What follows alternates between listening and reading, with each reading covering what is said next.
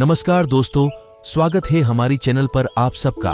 आज हम मन को काबू करने की कला के बारे में बात करेंगे और गौतम बुद्ध के मार्गदर्शन पर जीवन की राह मधुर बनाएंगे।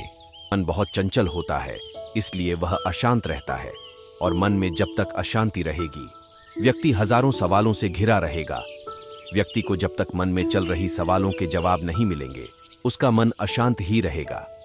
लेकिन मुख्य प्रश्न यह है कि मन को नियंत्रित कैसे किया जाए और मन को कैसे समझा जाए।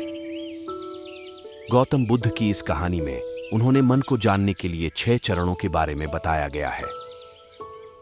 शुरुआती 5 चरणों को जाने बिना आप मन को नहीं समझ सकते हैं। जानते हैं इस कहानी के बारे में। मन को जानने से जुड़ी गौतम बुद्ध की कहानी।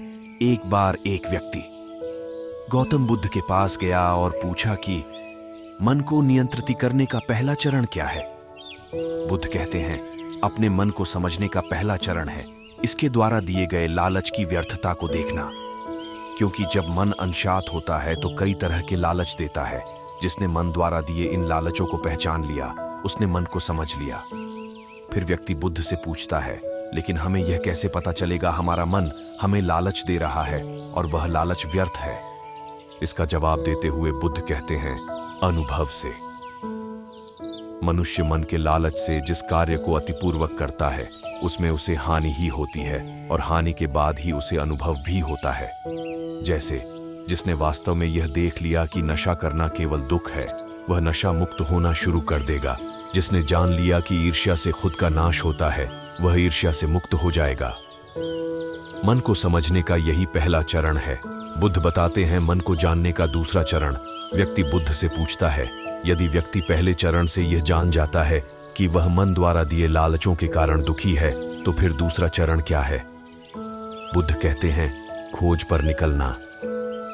दूसरे चरण के लिए ऐसे व्यक्ति की खोज पर निकलना होगा जो कि पहले ही अपने मन को जान इससे मुक्त हो चुका है, क्योंकि वही तुम्हारा मार्गदर्शन कर पाएगा।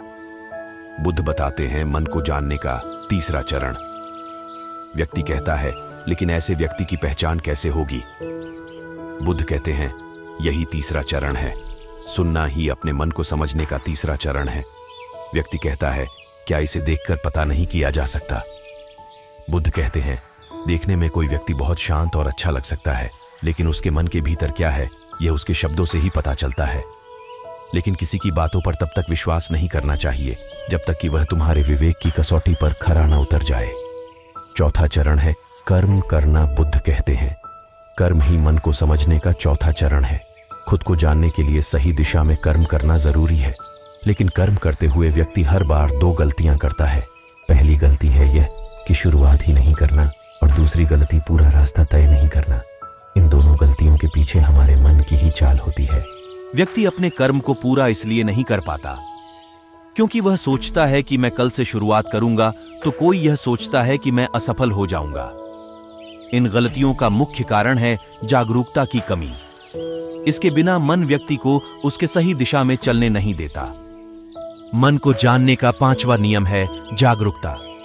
बुद्ध कहते हैं, मन को जानने और समझने का 5वां चरण है जागरूकता। इसीलिए हर कार्य को जागरूकता के साथ करो। बिना जागरूकता के साथ किया गया कार्य या फिर जिया गया क्षण मृत्यु के समान है। व्यक्ति बुद्ध से पूछता है, अपने जागरूकता के स्तर को कैसे बढ़ाया जा सकता है।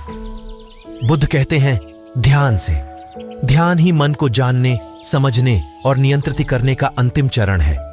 यानी ध्यान ही वह नाव है जिस पर बैठ मन रूपी नदी को पार किया जा सकता है। जिस व्यक्ति ने इन शुरुआती 5 चरणों से ध्यान को जान लिया, उसने अपने मन को जान लिया।